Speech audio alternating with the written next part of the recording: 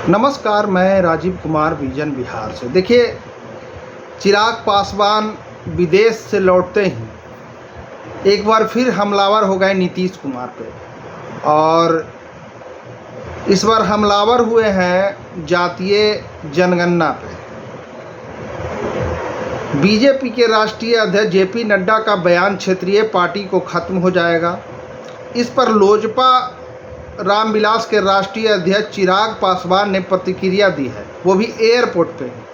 Australia से पटना लौटने के बाद एयरपोर्ट पर मीडिया से बातचीत में उन्होंने कहा कि पार्टी और नेता सिर्फ जनता बनाती है। यह बयान बीजेपी के आइडियोलॉजी का एक हिस्सा हो सकता है। जैसा कि जेपी नड्डा बोले थे कि छोटी पार्टियां ख़त्म हो जाएगी, उसी पे ये बयान दे रहे हैं। यह बयान बीजेपी के आइडियोलॉजी का एक हिस्सा हो सकता है, ये बता रहे हैं चिराग पासवान।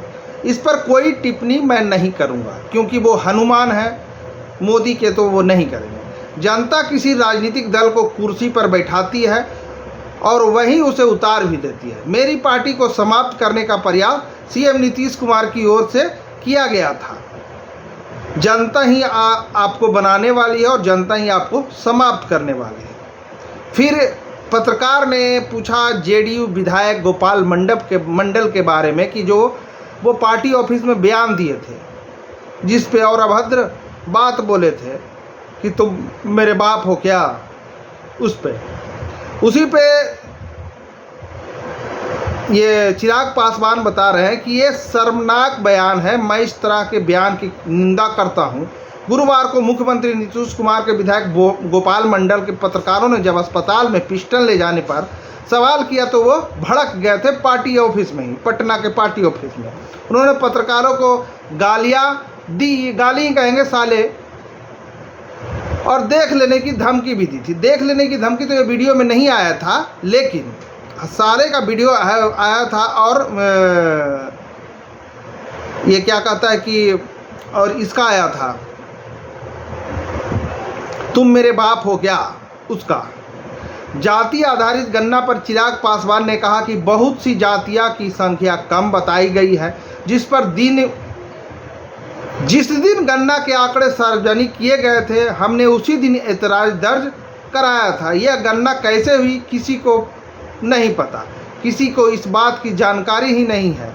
चिराग ने मीडिया से अपील करते हुए कहा कि आम जनता से आप लोग पूछिए कि आपके घर कोई आया था क्या, या पूछा तक कि आपके घर में कितने हैं। ये मीडिया को उन्होंने पूछने के लिए कहा है।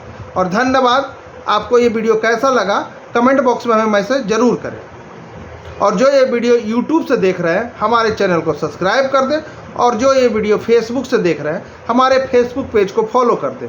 धन्यवाद। चिराग जी, जेपी नड्डा बिहार दौरे पे आए थे, उन्होंने कहा है क्षेत्रीय पार्टी को समाप्त करना है, परिवारवादी वाली जो पार्टी है उसे खत्म करना है। कैसे देखते हैं इसको? देखिए, पार्टियां और नेता सिर्फ और सिर्फ जनता बनाती है। ये भारतीय जनता पार्टी की आइडियोलॉजी का एक हिस्सा रहा है जी, उस पर मैं कोई टिप्पणी नहीं करूंगा। पर अंतोगत्वा मुझे लगता है कि तमाम बातें जनता के हाथ में है। जनता किस राजनीतिक दल को देखना चाहती है। भाई, मेरी पार्टी को समाप्त करने का तो पूरा प्रयास या पूरा षड्यंत्र मौजूदा मुख्यमंत्री के द्वारा रच ही दिया गया था। मेरी पार्टी के 6 में से 5 सांसदों को तोड़ दिया गया। क्या हुआ? समाप्त हो गई। आज भी जिस तरीके से जनता का प्यार मेरे कार्यक्रमों में आप देख लीजिए, जिस तरीके से मुझे मिलता है, अंतोगत्वा मैं मानता हूँ जनता ही आपको बनाने वाली है, जनता ही आपको समाप्त करने वाली होती है।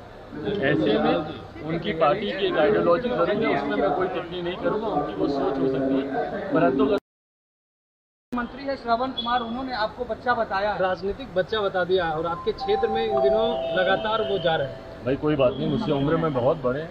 अगर मुझे बच्चा मानते हैं तो उनका आशीर्वाद मुझे मिल जाए, यही बहुत। वो कह रहे हैं से आपको सीखने की जरूरत है। गोपाल मंडल ने पत्रकारों के साथ गाली गलौज की। इससे ज्यादा शर्मनाक कुछ नहीं होता। हम बार इस बात को कहते हैं कि पत्रकारिता लोकतंत्र का चौथा स्तंभ है।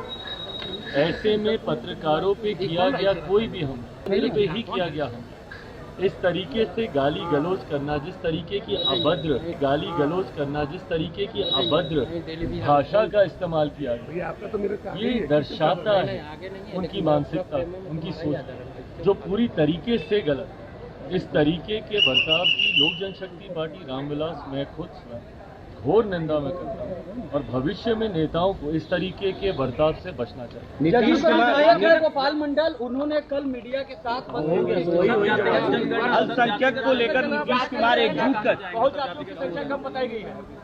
भाई बिल्कुल सही बात है, बहुत जातियों की संख्या कम बताई गई। उस वक्त हम ऑस्ट्रेलिया में थे जिस दिन ये जातीय जनगणना के आंकड़े सार्वजनिक किए गए और हमने उस दिन भी इस ऐतराज को हमने दर्ज कराया था।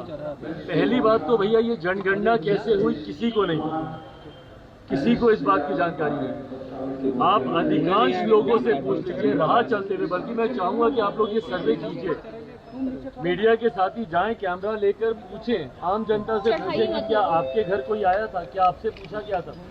भाई हम लोग भी राजनीतिक दल के हम लोग हिस्सा हैं, बड़ी संख्या में कार्यकर्ता हम लोग के साथ जुड़े हुए हैं।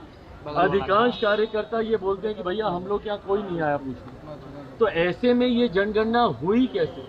जिस वक्त इस जनगणना के प्रोसेस को तैयार किया जा रहा था उस वक्त भी हमने कहा था कि एक सर्वदलीय बैठक बुलाइए, नहीं तो इसका भी हाल शराबबंदी जैसा होगा। और उस सर्वदलीय बैठक में हर पार्टी का राय मशवरा लिया जाना चाहिए कि इस जनगणना को कैसे किया जाए ताकि सही आंकड़े सरकार के पास आए।